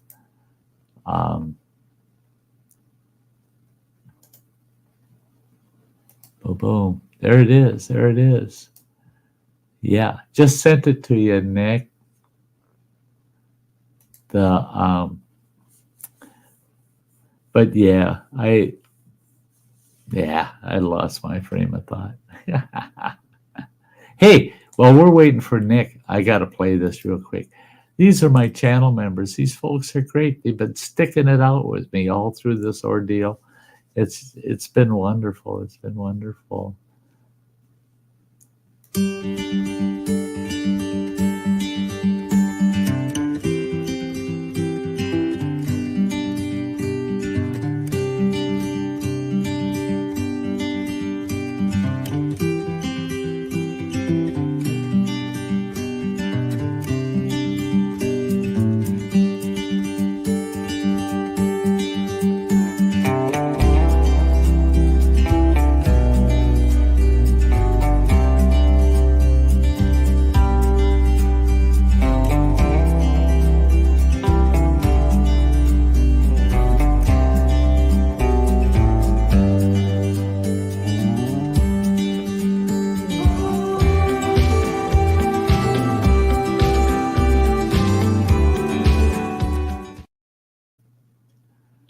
Hey, and there's my buddy Nick.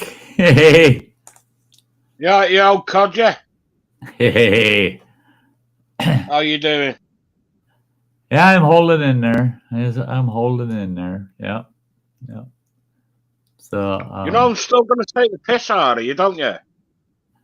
That you're going to do what? I'm still going to take the piss out of you.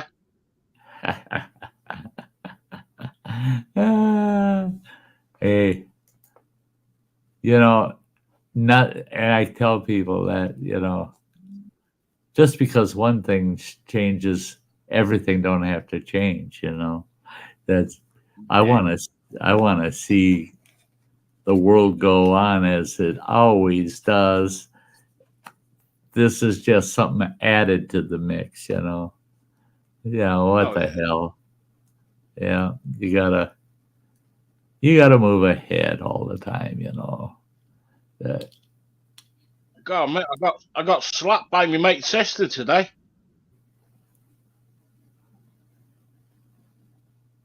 She hit me. She hit you? Yeah. With her car? No, she hit me straight across the face. I wonder what after what I said. I wonder what she said. She goes, "What would you do with me?" And I go, "There's 70 things that I love to do to you." "What's that?" And I said, 70 is give you a big hug and go on your breasts. And the other ones are 69. Oh. Whap. I can see it now. Boy, I can almost envision that bitch slap. Boom. I hate to tell you. Yeah, in the moment it might have seemed funny, but after the fact. Oh, yeah, I guess that would have triggered that. Yeah. Yeah, but she's used to shit like that off me anyway. I've known her for over 20 years. Yeah. That's it, you know. Yeah, but what made it laugh? Her husband was there as well, and he knows what I'm like. I just love pissing her off. There you go. There you go. Yep. Oh, And native people wonder why I'm Kuta, still single.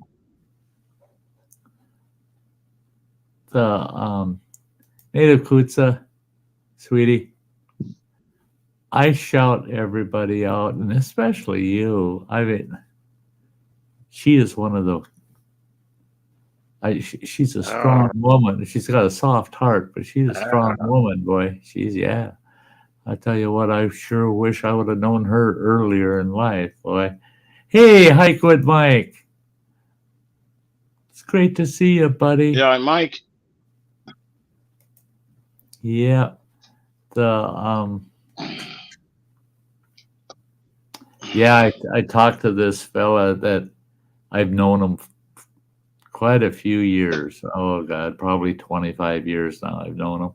And he used to have a mechanic shop here in town. And he was so damn busy. He didn't have anybody working with him. It's just him in his shop. And it was a good shop, boy. He had every damn tool that a mechanic could ever dream of owning.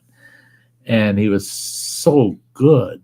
And he guaranteed all of his work, man. And he wasn't kidding. I had him put an exhaust on a truck of mine. And there was one section of it that was faulty from the factory. Hey! And I took it back to him and I said, hey, what can we do to button that up? I said, I hate to say it, but it shook itself loose and I've been off-road with the truck and shit. He goes, let's get it in the shop. He had to order a whole new part to replace the one that was bad. And I said, when he got done with it, it was perfect. And I said, so what I owe you? He says, you don't owe me nothing. He says, if I have to rework on something I've already worked on, you don't pay for that. He says, I picked that up. Well, this guy he's just awesome. Yeah, awesome character. Well, he retired and he sold his garage and God almighty. It was just a little kind of shop, you know, one story with two big garage doors on the front. Well, all of a sudden I drive by the other day. It's got a full second story on it. I saw him out there and I pulled in. I go, what's with the shop? What's going on? He said, I got a buddy that's a stock car racer. And he said, just went through a divorce and his wife got the house. And he said, and that boy's got to have somewhere to work on his stock cars. And I got the big impound yard all fenced in and the garage, but nowhere to live. So him and I worked out a deal. And he said, I'm putting an apartment above it. And he'll have the garage then for working on his stock cars. Well, we got to talking and he's looking my truck over. He goes, boy, this needs to be fixed. He was that way, think about it. You need to do this. You need to do that. He never told you, oh yeah, if you don't fix that, you're going to get killed, kind of shit. It was just, I'll let you know what's wrong with it. And you let me know what you want repaired. Well, I asked him, I just came right out and I asked him, I said, with the things that you think are wrong with my truck, if I had you do a bumper to bumper on my truck and you hit all of those things, get them all back to factory spec. I want it like it's a new truck. It ain't going to look new, but get it as close to a new truck as you can, bumper to bumper. Can you give me a ballpark estimate what that's going to put me back?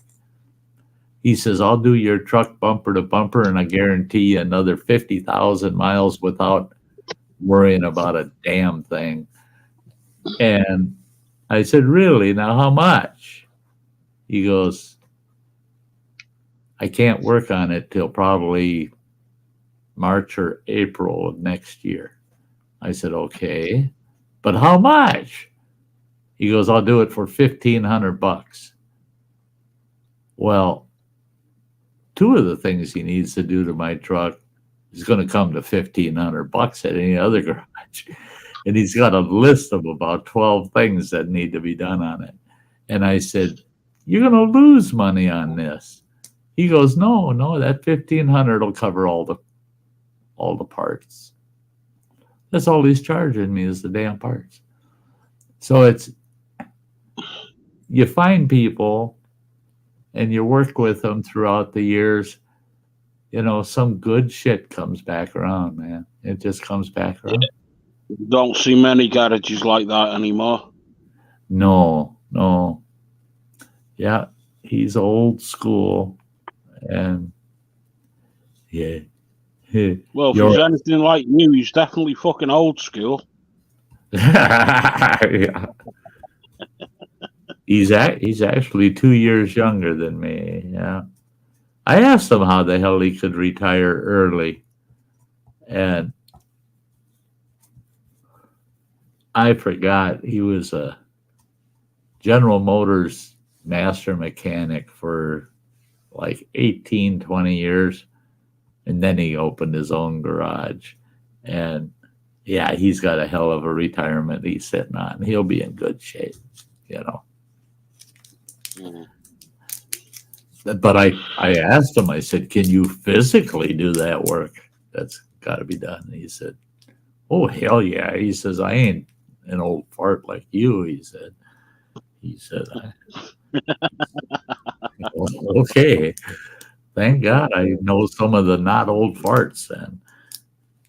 Because I can't do half that shit anymore. We can't ask me to get down on the ground because I'm a fat fuck. I won't be able to get back up. I'm not even a fat fuck anymore, and I still have. I am. In fact, last week there was one day there. Oh yeah, shit! I had dropped my pack of smokes about maybe 3.5, 4 feet away from my chair that I'm sitting in out in the backyard. And I'm reaching over, leaning. And then there goes the chair, and there goes Sty. Spread eagle out in the yard. Son of a bitch. It was a long crawl over to the wood pile to use the wood pile to get my ass back up on my feet. I couldn't get up. Every time I try to get up, no, that ain't working. No, that leg ain't working right. No, shit, nothing. Have you got one of them like litter pickers? Oh, the what? Litter picker. It's what we use over in the UK. Where about 3 feet long with the clamp on the end. Yeah. Yeah, I got one of them in the living room now. Yeah. I bought one the other day. I got it on sale. It's usually $20. Got it for $10. And that damn thing will handle 5 pounds. And I found out, don't show off with the damn thing. My daughter's here, and I use these to-go cups, these styrofoam to-go cups.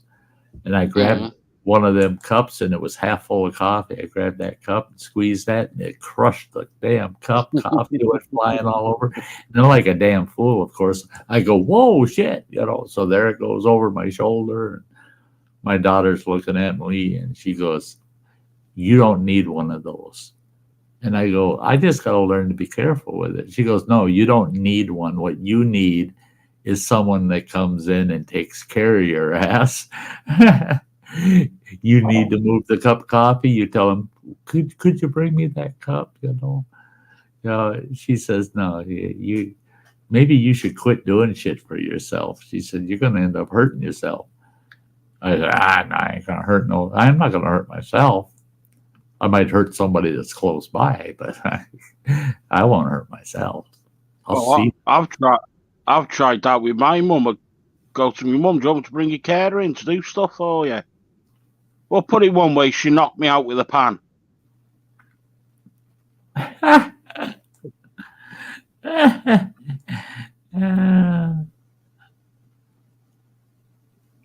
Yeah.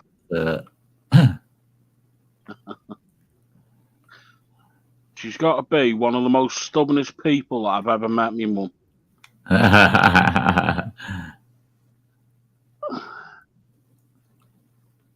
Yeah. Yeah. Old folks can get that way, you know. She's not that old, you know. Yeah, true. She's, True. what, 68? Maybe she's practicing. Getting in practice for when she really thinks she needs to be ornery, you know. Oh, don't get me started. Yeah, but that's, you know, that was, oh boy, this one old gal and I went head to head, and I think I shocked a lot of people when, you know, I was in my 60s and she was just a couple years older than me. And she's ripping on these two young people that they weren't respectful enough to her. And I thought they were being very respectful to her, you know. But the more she chewed them out, the more disrespectful they were becoming, you know. And finally, this young man, his girlfriend thought he was out of line, but I tried not to go there with it at first. And he turned on her and he says, "Woman, the reason I'm being disrespectful now, why we started out respectful, is I assumed that in your 60 plus years, you had earned that respect." He said, "Now I know better." He says, "You ain't worth respecting." He says, "You're the most disrespectful thing in the world." And, oh, she had a fit. And I said, whoa, wait a minute. That young boy's got a good point. I don't give a shit how old you are. I don't care if you're 6 or 60. If you show respect, you deserve respect in return. If you don't show respect and you're disrespectful, what do you expect? Of course he's going to be disrespectful back at you. And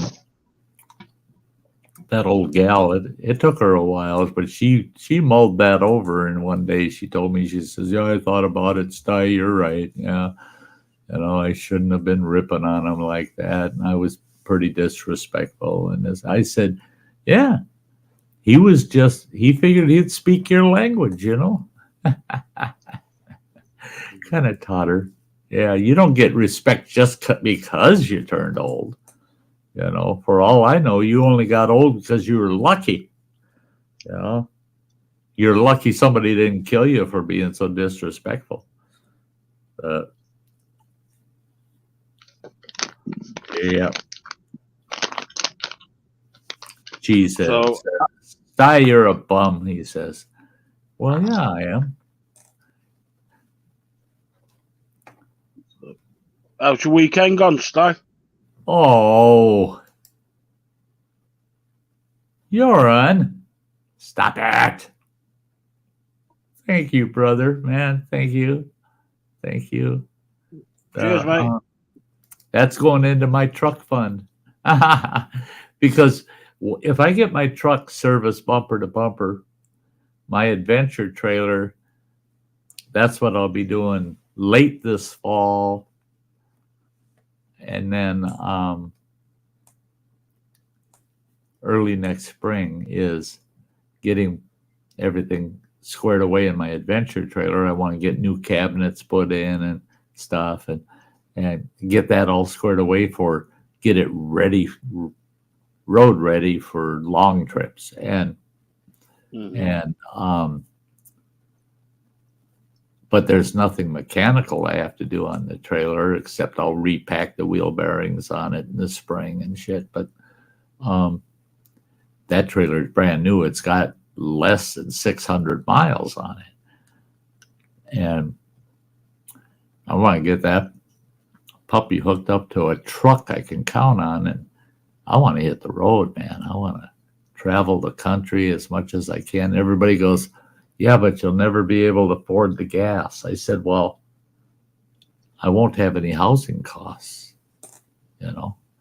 They said, well, you got to stay somewhere. I said, well, yeah, I'd stay in my trailer and I'll boondock it out, and I'm not going to stay at a campground, for Christ's sake. That trailer's totally self-contained, man. I don't have to stay in the campground. And, yeah, I want to get out there on the road and meet as many of my YouTube friends here, at least in the U.S., that I can. Maybe they'll... Yeah, you come over the UK, Sty. I'll put you up for a couple of months. Yeah, getting to the UK is the tough part. Boy, anymore. Damn, airline tickets. We were trying to get Crazy Ann over here. Was that last year or the year before? For a Pepperhead conference. And she was getting pricing for tickets at that time. And I got a gut feeling that you could just about double what her prices were back then, but it was outrageous, man, for her to fly from Norway to the U.S. just to get her to New York. I said, I hate to say it, but I'd almost be willing to drive to New York to pick her up. That's a place I don't go. The northern tier of that state, I like that. It's all woodsy and rolling mountains and beautiful country. But boy, oh boy, you get near the coast, that freaking city. Oh my God, that whole city could fall into the ocean. I wouldn't give a shit. Put the old the adventure trailer on a raft, Justin says. Yeah, put her on a raft, eh? And then I could tow it over with my kayak. Being that we're dreaming about shit, I might as well go there, you know.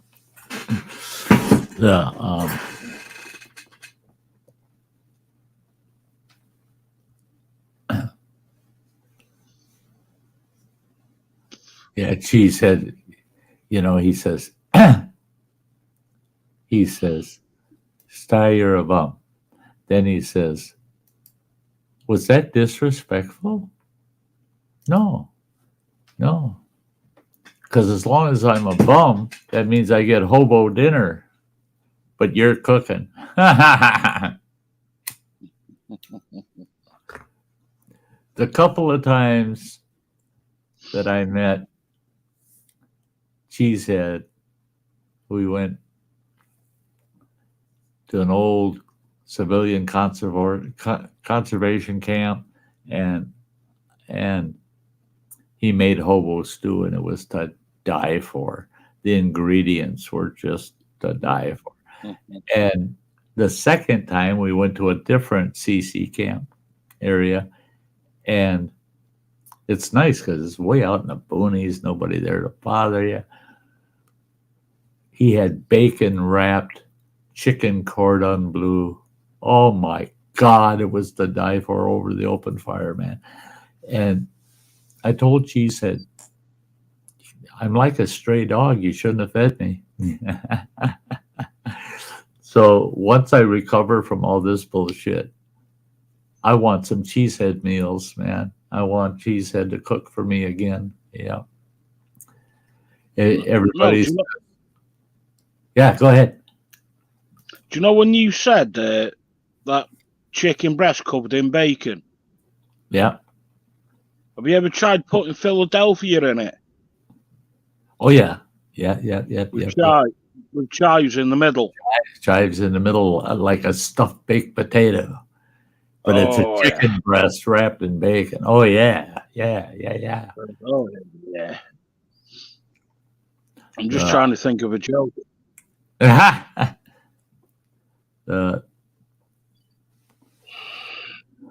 I'll never forget you're talking. You got slapped for something you said. one of those moments you forget you're talking to your mother, Oof. And she Yeah, said, but she said to me, she said, and it had to do with the fact I had gotten a new job and blah, blah, blah, blah, blah. And she goes, I want to do something special for you, kiddo. She said, I want to make a homemade pie for you for dinner tomorrow night. I said, oh, that'd be cool. And she goes, well, what kind of pie would you like? I said, one of them monkey sperm pies. Pow. Yeah, but by the time I had that pie, I still couldn't talk straight, Why'd you slap me so hard, Ma? Monkey sperm pie. Yeah, banana cream. Well, I mean, you got the idea, didn't you? Mm. Oh, wow. Native Kutsa says it's been pouring rain all day. Still got my baby barbecuer going under the porch. That's it, man. If I could eat, holy shit. Oh, shit. Yeah, the actual CCs, the Civilian Conservation Corps of that era, doesn't exist anymore. Oh, gosh. I'm being echoed.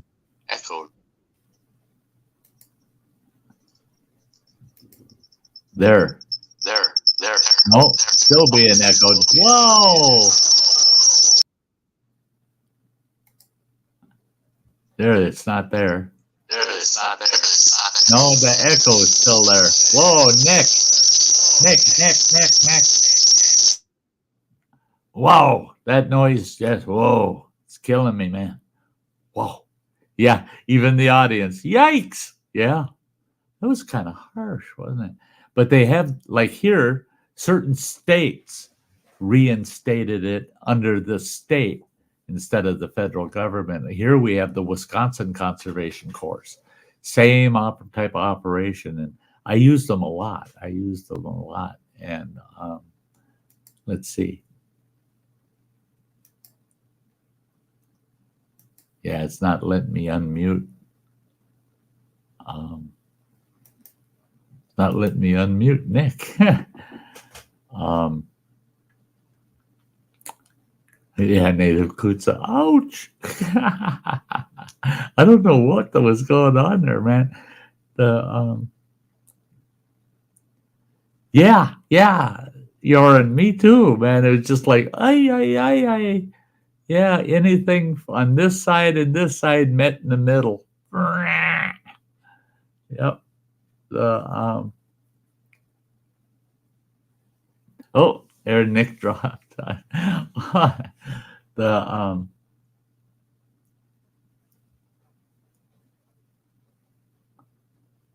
That's it. They don't, and during the peak of the Civilian Conservation Corps, those guys were so thrilled to be able to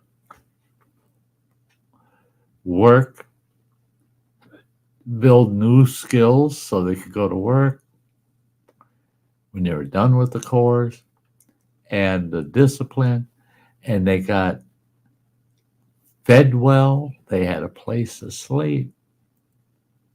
It was during a rough time of life in the U.S. at that time. And oh, yeah. Were those the fish you posted on Facebook, Cheesehead? Yeah. Oh, my gosh. That looked like a blast. You didn't say a lot in it, but oh, my gosh.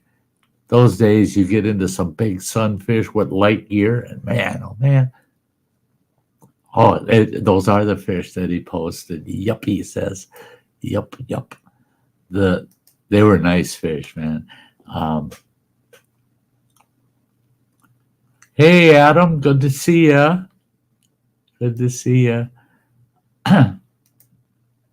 I am going to have to wrap it up here in a few minutes. I'll let it go for about another 10 or so, I suppose. But I will have to wrap it up. I have my first doctor's appointment tomorrow, which I say first, it's the only one I had, but I suspect it's going to be a long one. There, Nick's back. No echo now. No, phone it shit.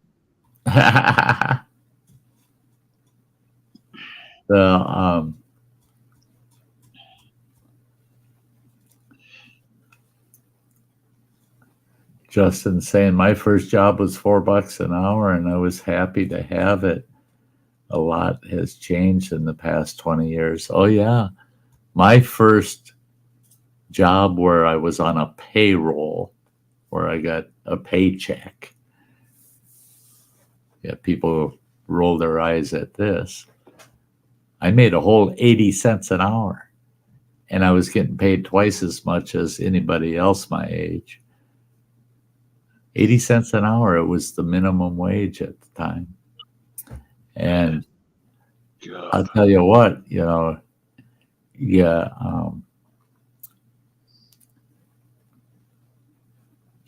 get a paycheck for $28 after taxes at the end of the week. And you think, what the hell would you do that for? You worked 40 hours to earn that $28. Because that $28 went a long ways. $5 filled my gas tank. Gas was only 34 cents a gallon. So $5 filled my gas tank. $5 bought me all the booze I needed for a night. And the other $15, heck, I could take a gal out to dinner and a movie and spend 10, And I still have $5 to get me through the rest of the week for smokes, because smokes were only 35 cents a pack. Yeah. My first job was shit. Your first job? Yeah. I joined the army straight from school. Oh, yeah. Yeah. That, yeah. Yeah,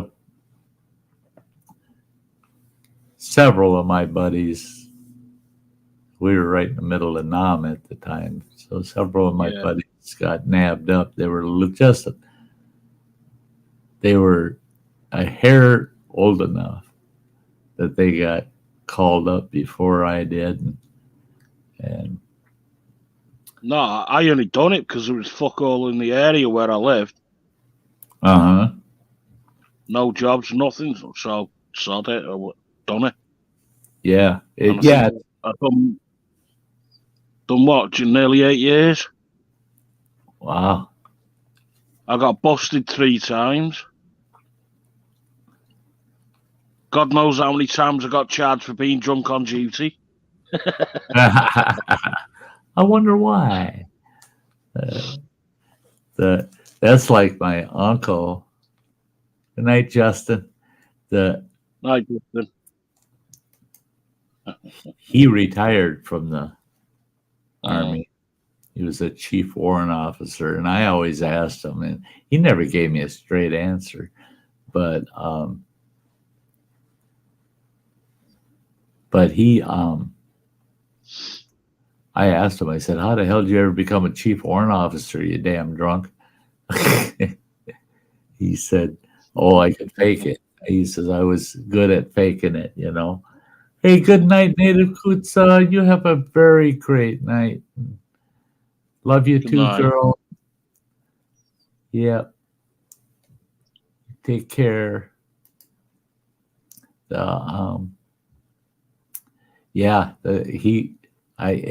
amazed me. He said I had to become an officer. And I said, you had to? He says, well, yeah, I couldn't stay in the military unless I did. He said I had to get high enough in rank that I didn't have anybody above me telling me what I couldn't do. Because he said I couldn't comply, so I had to become an officer, kind of made sense to me. Yeah, that happened to me, me mate's dad. And he'd done nearly 36 years. 36? Yeah. Yeah. I think my uncle did 35. And yeah, they cut him a big fat check. I was surprised, man. That I'm trying to remember what year he retired in, but it was ages ago. It was 30 years ago when he retired. But back then, they gave him a $25,000 severance payment, and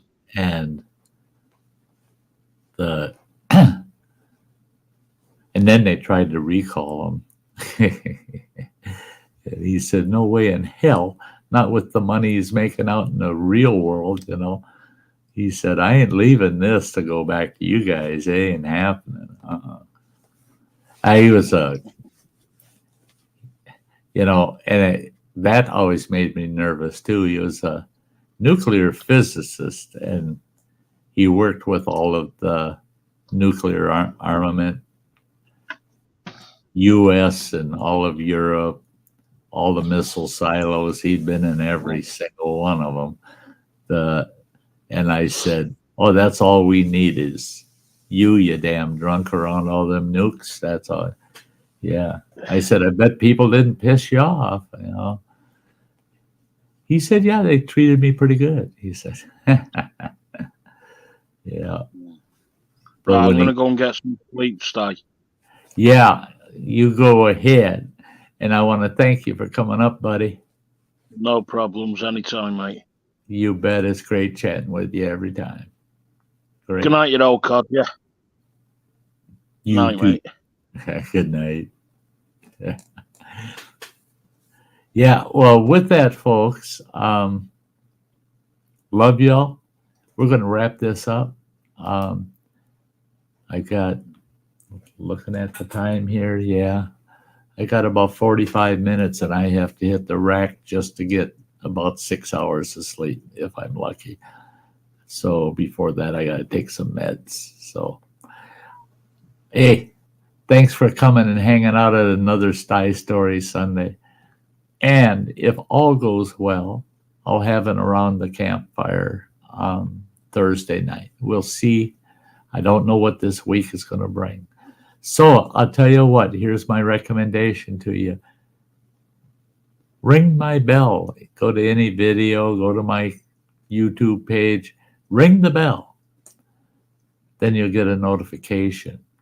If there's no notification, I won't be streaming. I may be in a condition in which I can't get something up. So, but if there is a stream, I always send my notifications out 3 to 5 hours before the stream ever starts. So if you ring the bell, you'll know that I'm streaming and you can come hang on out with me. That'd be awesome. Be awesome. So,